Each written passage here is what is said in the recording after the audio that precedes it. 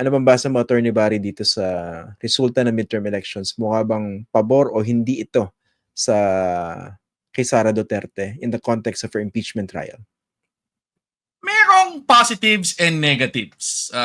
Kung ikaw yung kampo ni VP Sara, na ang inyong next priority pagkatapos itong eleksyon ay siyempre yung impeachment trial na nga. Sa positive side, yung tatlong re-electionist mong kakampi, si Senator Bato de la Rosa, Senator Bongo, at ang ating paboritong si Senator Amy Marcos na nakapasok at number 12, makakabalik. Okay? So dagdag doon sa hindi re-electionist na si Senator Robin Padilla, meron kang apat, nadagdag pa sa bagong alyado si Senator elect. Wag mo na yung mga bilyar. Pero si Senator elect Marcoleta, di ba? Oo, tama. Kanyang malakas na takapagtanggol, di ba? And then, di ba, parang nominally at least meron kang suporta from yung Villar. So yung papasok na bago, si Senator-elect Camille Villar, and then yung kanyang kapatid na mananatiling senator. So yung pa lang, ilan na yon? Di ba? 7. 7 na kagad. Isa na lang. So, dalawa. Dalawa. Kulang. 9. Diba? Dalawa na lang ang kanyang kailangan. Diba? So, from yung perspective na yon, medyo maganda ang kanyang kalagayan. Basta magho-hold yung kanyang inaasahang 5 to 7 votes na yon. So, di ba? Ang iisipin mo na lang, kung ikaw yung kampo ni VP Sara, sino pa yung pwede nating mahugot? Baka pwede nating makuha yung mga Cayetano na dati nating kaalyado. Baka pwede nating makausap si Jinggoy Estrada o si JB Ejercito na hindi naman gano'n. Baka pwede nating makumbinse even yung ibang mga bagong na-elect na galing sa alyansa. Either si Senator Ping Lacson or si Senator Tito Soto. So, madami siyang options na nag-open up, di ba? Dahil nga yung kanyang solid core ay nakabalik sa Senado at may nadagdag pa. On the other hand, at ito yung tingin ko equally important, yung mga kinampanya niya ang wag mahalal, lalo na sa House of Representatives, nakapasok.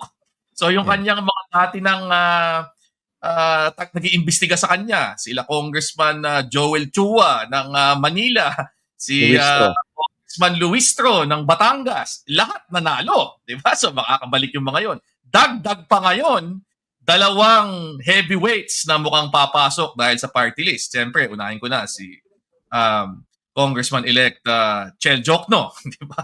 At siyempre, isa pang matagal ko na rin inaasahang makapasok si Congresswoman-elect Laila De Lima. 2 batikang abogado, 'di ba? Yun yung isa dating Secretary of Justice.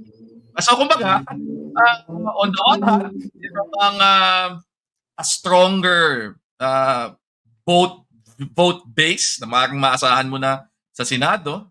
Pero on the other hand, meron kang equally strong prosecution team na lalo pang napalakas ngayon dahil nga dito sa pangyayaring ito. So, may ups and downs para kay Sara Duterte itong eleksyon na ito, di ba? And of course, hindi pwedeng kalimutan na ang nakaupo pa rin naman administrasyon. And although setback para sa kanila ito, mukhang 5 lang ang nakapasok sa kanilang slate. Yung dalawang hindi bahagi ng either alyansa o nung Duterte slate, si Senator-elect Bam Aquino at si Senator-elect Kiko Pangilinan, malabo namang asahan mong boboto yon para sa akwitan. Parang ang expectation ng base na bumoto dyan ay susuporta yung mga yan sa isang impeachment complaint. And consistently enough, di ba, yung 2 kanilang alyado sa House, mauupo sa prosecution team. Di ba? Nag-announce na pareho si Congressman Chel at si Congresswoman Laila na sila ay magiging bahagi. So, yung 2 botong yon, you can expect will more or less probably lean towards a conviction, depende na lang dun sa ebidensyang lalabas. So may balanse sa tingin ko itong resulta na ito para kay sa kampo ni VP Sara. Balanse. Okay. Although feeling ko hindi ganun ka-balance, medyo ganun pa rin. Kasi pinag-uusapan natin yung Yung isang side kasi sila yung magde-decide eh. Yung isa naman Tama, magpo-prosecute eh. tama. Makapangyarihan talaga yung senator judges kahit anong sabihin natin. Totoo. Oo. Pero maganda yung punto mo, Attorney Barry, dun sa ano, no? Kiko and Bam. Ang expectation ng kanilang support base ay they would vote for impeachment. Pero may mga agam-agam, I think nakita niyo na rin ito sa social media, na because of the endorsement of INC kay Bam Aquino, baka hindi sure na he would vote for conviction. Anong opinion niyo ron? Well, ako, bibigyan ko ng benefit of the doubt, 'di ba? Si Senator Pam. 'Di ba? So at this point speculation 'yan eh, 'di ba? At sa tingin ko naman, yung tao klaro naman kung saan na nakatayo 'yan eh, in terms of yung political alignments. At klaro naman kung sino yung basing bumoto sa kanya, 'di ba? Sa eleksyong ito. So at the very least, may expect ko na ano 'yan, he will be fair dito. Besides, and this also holds true para dun sa mga ibang kinukonsider na mga progressive senators na nandyan, si Senator Kiko at si Senator Risa Ontiveros. Tingin ko medyo hindi sila mapapatawad nitong basing sumusuporta sa kanila kung sila ay hahanay laban sa impeachment. Lalo na, and dito papasok yung quality ng prosecution, lalo na kung malakas ang kasong maipipresenta nung House prosecutors. Ibang usapan kung pagkatapos ng lahat ng trial, pagkatapos ng lahat ng ebidensyang naipalabas, mukhang mahina yung kaso. Diba? Yun yung punto, 'di ba? Ibang usapan 'yon. Pero kung magagawa ng House yung kanyang trabaho, and I fully expect na kaya nilang mag-deliver ng isang compelling case given yung weight, di ba, ng mga legal luminaries na nandun sa team na yon at yung kanilang mga naipalabas ng ebidensya over the past few months sa media, tingin ko magiging very, very difficult to justify na sa kabila ng isang ganitong kalakas na kaso, magvo-vote ka to acquit. Ibang usapan doon sa mga tipong Bato de la Rosa na, 'di ba? Alam mo namang wala pa nakikita kahit na isang dokumento 'yun eh, o hindi pa nakakapakinig ng kahit isang testigo eh. Alam mo na kung saan boboto 'yon, 'di ba? Ganun ba 'yon? Pero, alam ko magbabase siya sa ebidensya eh. Okay, sige. Maniwala tayo sa kanyang Di ba napaka-fair nun? kanyang pahayag. 'Di ba? Pero yung iba, yung mga na-elect na progressives, quote unquote, iba naman yung expectation sa kanila, 'di ba? And I don't think na magiging ganong kadali para sa kanila to say otherwise, unless yun nga, the prosecution completely drops the ball and talagang maski tayo, ordinaryong mamamayang nanonood, parang naku, paano ka naman magko-convict kung ganyan, 'di ba? Yun. Ako kasi ayokong every time kasing sinasabi ng mga ibang mga nagko-comment o ng ibang observers na hindi, purely numbers game yan.